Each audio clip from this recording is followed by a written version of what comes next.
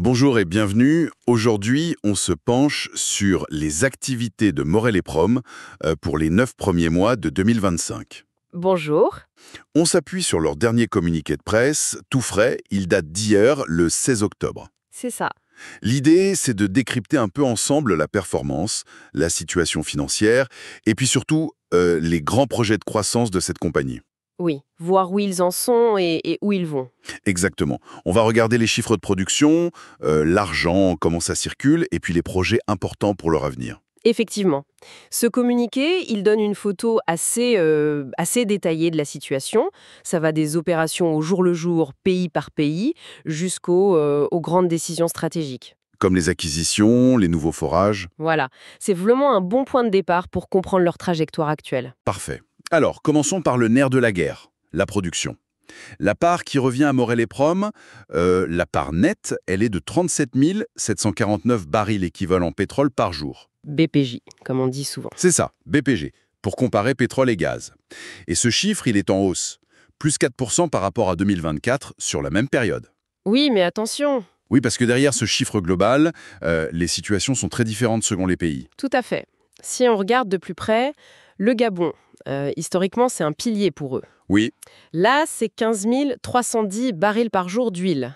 Mais c'est une baisse de 3%. d'accord. En Angola, petite hausse, plus 2%, on est à 4 352 barils par jour. Huile aussi. Et la Tanzanie, c'est du gaz là-bas. Principalement, oui. Mais là aussi, petite baisse, moins 4%. Ça fait 59,8 millions de pieds cubes par jour. MPCJ. Bon, et puis il y a le chiffre qui saute aux yeux, le Venezuela. Ah oui, 8114 barils par jour, une envolée de 41%. c'est énorme. Et c'est clairement ça qui tire la moyenne vers le haut. Ben oui. D'ailleurs, si on sort le Venezuela pour regarder ce qu'ils appellent la production consolidée, Qui a un traitement comptable différent. voilà, on tombe à 29 635 BPJ. Et là, par contre, Là, c'est une baisse de 3%. Donc cette contribution vénézuélienne, elle masque une petite érosion ailleurs sur le périmètre, disons, plus classique. d'accord. Donc production globale en hausse grâce au Venezuela, mais production consolidée en légère baisse. C'est ça. Mais il y a un autre facteur absolument clé qui influence les finances, c'est le prix de vente. Ah, le prix du baril. Exactement. Le prix moyen de vente de l'huile pour Morel et Prom sur ces 9 mois, c'était 70,6 $ le baril. Hmm. Et par rapport à l'an dernier? Eh bien, c'est 15% de moins. En 2024, ils étaient à 83,2 $. C'est une baisse notable. Oui, 15%, ça se sent. Ça reflète le marché pétrolier qui s'est un peu détendu. Oui. À l'inverse, le prix du gaz a légèrement augmenté, plus 3%, pour atteindre 4,02 $ par MBTU. Bon, c'est modeste comme hausse pour le gaz. Très modeste. Et ça ne compense pas du tout l'impact de la baisse du prix du pétrole sur les revenus globaux. Logique. Donc, moins de revenus du pétrole, même si le volume global augmente. Ça doit se voir directement dans les chiffres financiers, j'imagine. Ah bah oui, la corrélation est directe. Si on prend ce qu'ils appellent la production valorisée. C'est quoi exactement ça? En gros, c'est le revenu tiré de la vente de leur production, pétrole et gaz, avant certains petits ajustements comptables ou fiscaux. D'accord, exactement. Et le chiffre d'affaires global alors? Le CA consolidé? Il suit la même tendance, forcément. 489 millions de dollars. Ça fait une baisse de 13%. Il faut noter aussi dans ce chiffre d'affaires qu'il y a une petite partie qui vient des activités de service, 11 millions, D'accord. et une partie non négligeable qui vient du trading duel pour d'autres compagnies, 102 millions de dollars. Ah oui, quand même. Ça diversifie un peu les revenus. Un peu, oui. C'est pas leur cœur de métier, mais ça contribue. Un point qui m'a interpellé dans les chiffres financiers, c'est la situation de trésorerie. Oui. Ils sont passés d'une trésorerie nette positive fin juin. Ils avaient 91 millions de dollars de cash en plus de leur dette. C'est ça. À une dette nette de 73 millions fin septembre. Ça fait un swing de 164 millions en 3 mois. C'est beaucoup, non? Oui, c'est une variation importante sur un seul trimestre. Elle s'explique par plusieurs choses qui se sont passées pendant l'été, en fait. Alors quoi, par exemple? Premièrement, il y a eu le paiement du dividende, fin août. Ah oui, le retour aux actionnaires. Voilà. Ça représentait 77 millions d'euros. Bon, avec le taux de change, ça fait à peu près 77 millions de dollars qui sont sortis des caisses. Déjà un gros morceau. Ensuite, en juillet, ils ont payé un acompte pour une grosse acquisition en Colombie, le projet Sinu 9. On y reviendra sur ce projet. Oui. Cet acompte, c'était 23 millions de dollars. Donc déjà 77 plus 23, on est à 100 millions de sorties. D'accord. Et les 64 millions restants? Le troisième gros poste, c'est l'augmentation de ce qu'on appelle le besoin en fonds de roulement, le BFR. Le BFR. Oui, ça a consommé 69 millions de dollars de cash sur le trimestre. C'est un peu technique, mais en gros, ça peut venir d'un décalage plus grand entre les paiements aux fournisseurs et les encaissements des ventes. Ou alors d'une augmentation des stocks. D'accord. Donc dividendes, acompte sur acquisition et BFR. Ça explique le passage en dette nette. Voilà les trois principaux facteurs sur ce trimestre. Mais alors, passer en dette nette, tout en payant un dividende assez généreux, est-ce que c'est une stratégie prudente? Surtout si les prix du pétrole restent autour de 70 $. C'est la grande question de l'équilibre financier. Pour l'instant, la structure semble quand même solide. Il ne faut pas regarder juste la dette nette. C'est-à-dire? Fin septembre, ils avaient encore pas mal de cash en banque. 122 millions de dollars. Ah oui, d'accord. La dette brute totale, elle, était de 195 millions. C'est surtout un prêt bancaire de 150 millions et un prêt d'actionnaire de 45 millions. Et en termes de liquidité disponible? C'est là que c'est important. Si on additionne le cash, 122 millions, et une ligne de crédit renouvelable de 100 millions qu'ils n'ont pas utilisée, Une sorte de découvert autorisé. exactement, une facilité de crédit bancaire, ça leur fait une liquidité totale disponible de 222 millions de dollars. C'est confortable? Et il prévoit quelque chose pour gérer cette dette, notamment le prêt bancaire? Oui, ils l'indiquent clairement. Ils sont en train de travailler pour refinancer ce prêt bancaire de 150 millions d'ici la fin de l'année. L'objectif? Repousser l'échéance. Le prêt actuel doit être remboursé d'ici juillet 2027. Ils veulent étendre cette maturité pour avoir plus de souplesse, plus de marge de manœuvre financière, surtout avec les investissements qui arrivent. Logique. Et le dividende, ça montre qu'ils tiennent à cette politique de retour aux actionnaires malgré tout. Oui, c'est un signal fort envoyé au marché et aux actionnaires. C'est un arbitrage constant entre investir pour la croissance et rémunérer le capital. Justement, la croissance. Après cette photo des opérations et des finances, regardons vers l'avenir. Et là, ça bouge pas mal, notamment en Colombie. Ah oui, la Colombie, c'est clairement le gros projet structurant du moment pour Morel et Prom. Le permis gazier Sinou 9. Ils achètent une participation? Oui, ils sont en train de finaliser l'acquisition de 61%. C'est une participation majoritaire. Et point très important, ils deviennent aussi l'opérateur du permis. Ce qui leur donne le contrôle. Exactement. Le contrôle technique stratégique, c'est clé. Le montant total de l'opération, c'est 228,75 millions de dollars. C'est un investissement majeur pour eux. La finalisation, c'était prévu pour quand, initialement? Ça a l'air de traîner un peu. Oui, ils espéraient boucler ça vers septembre. Finalement, c'est maintenant attendu pour la fin de l'année 2025. La raison? Le communiqué parle de demandes administratives supplémentaires de l'Agence colombienne des hydrocarbures, l'ANH. Bon, ce sont des choses qui arrivent dans ce type de transactions internationales avec des autorisations gouvernementales. D'accord. Et financièrement, il reste beaucoup à payer? Oui, l'engagement financier qui reste est important, 186 millions de dollars. Quand même? Sur ces 186 millions, la plus grosse partie, 126 millions, sera due au moment même de la finalisation. Donc très bientôt, si ça se clôture fin 2025. Oui. Et ensuite, il restera 60 millions, payables en 2 fois 30 millions, 3 mois et 6 mois après la clôture. C'est un décaissement important à anticiper pour eux. C'est un pari financier conséquent. Qu'est-ce qui justifie un tel investissement sur ce permis Sinu 9? Il a quoi de spécial? Stratégiquement, c'est une diversification très importante. Ça marque leur entrée en Colombie, un marché gazier dynamique en Amérique latine. Il n'y était pas avant. Non, pas de manière significative comme ça. Et surtout, ils achètent un actif qui produit déjà. C'est déjà en production. Oui. Même si c'est encore en phase de test longue durée, depuis fin 2024, la capacité actuelle est d'environ 21 millions de pieds cubes par jour. Et il compte augmenter ça pour. Ah oui, l'objectif c'est d'atteindre 40 millions de pieds cubes par jour d'ici la fin de ce mois, octobre 2025, grâce à de nouvelles installations de traitement qui arrivent. Rapide montée en puissance. Oui. Et ce n'est pas tout. Dès fin novembre, ils lancent une campagne d'exploration de 6 puits sur ce même permis. 6 puits, c'est ambitieux. Très. Pour évaluer le potentiel de croissance de cet actif. Donc oui, devenir opérateur là-bas, avec un actif gazier déjà productif et un potentiel d'exploration, c'est clairement la création d'un nouveau pôle majeur pour Morel et Prom. Ça rééquilibre aussi leur portefeuille vers plus de gaz. Très clair. Restons sur les nouveaux projets, mais changeons de continent. Direction l'Angola. Le bloc 324, qu'est-ce qui se passe là-bas? En Angola aussi, il y a eu une avancée significative. Début septembre, ils ont signé un accord avec l'Agence nationale angolaise, l'ANPG, pour obtenir des droits sur ce bloc. Et c'est confirmé? Oui, et la bonne nouvelle pour eux, c'est que ça a été approuvé très vite par décret présidentiel, le 8 octobre, donc ça semble bien parti.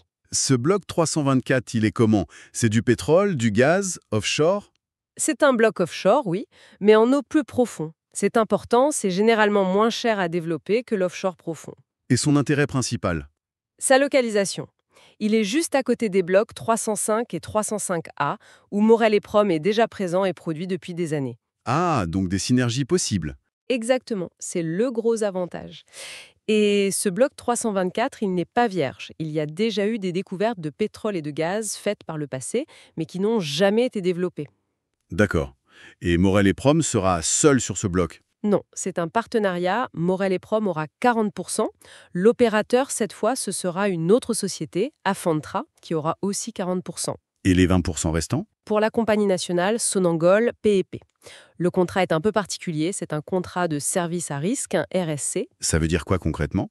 Ça veut dire que Morel et Prom et Afantra financent les travaux à leur risque.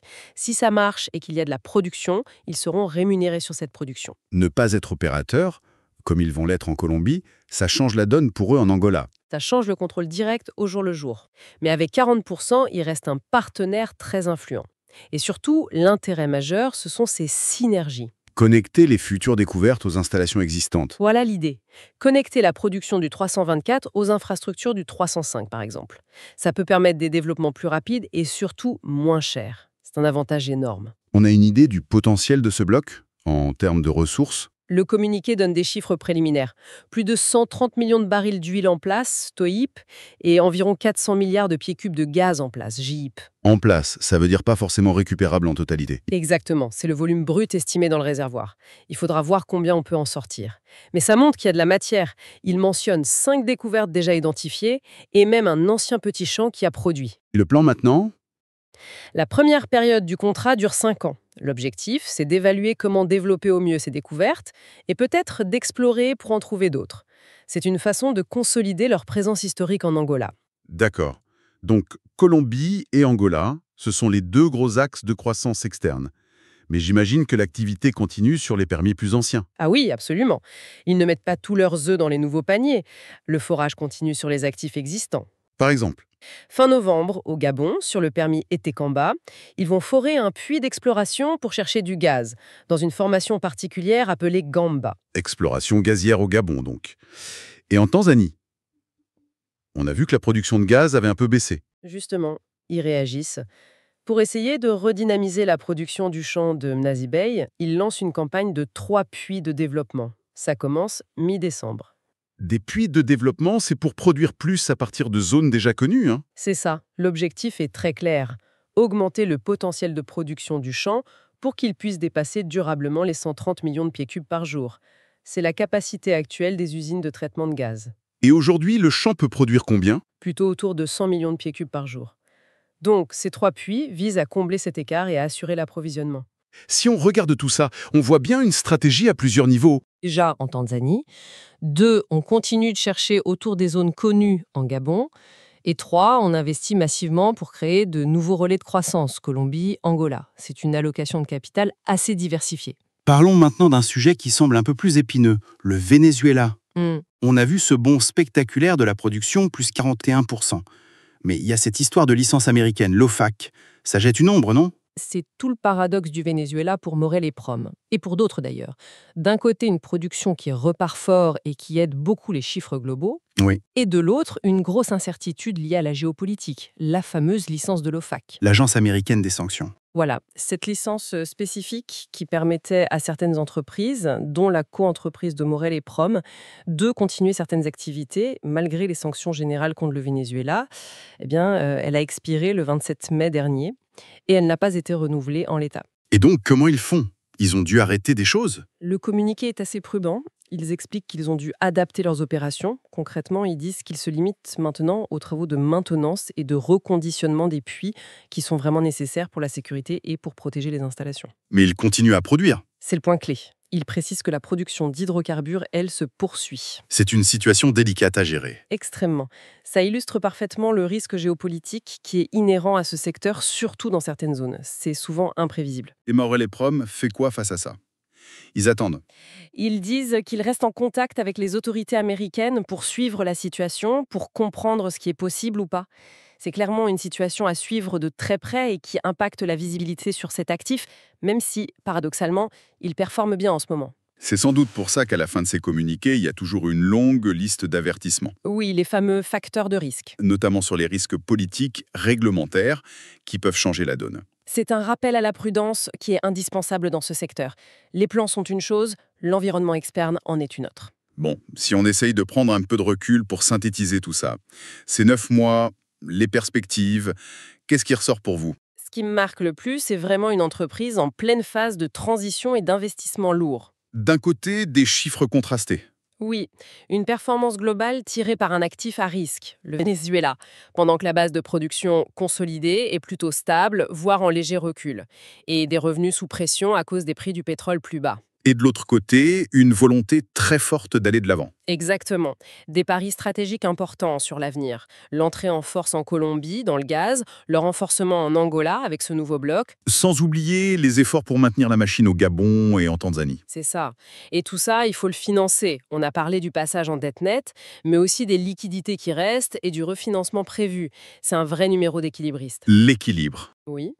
Comment on finance ces grosses ambitions de croissance tout en gérant les actifs qu'on a déjà, avec leurs problèmes spécifiques, comme en Venezuela, et en continuant à satisfaire les actionnaires avec le dividende. C'est le défi de la période actuelle pour eux, on dirait.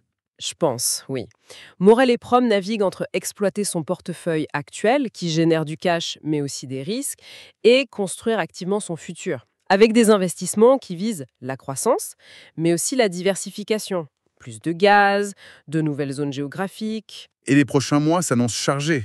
Ah oui, avec tous les forages prévus, la finalisation espérée de l'acquisition en Colombie, la fin 2025 et l'année 2026 vont être absolument cruciales pour voir si cette stratégie commence à payer. Donc, pour résumer notre analyse, une performance actuelle un peu mitigée hors Venezuela et freinée par les prix, mais compensée par une dynamique d'investissement très forte vers la Colombie et l'Angola, tout en maintenant l'effort sur les zones historiques.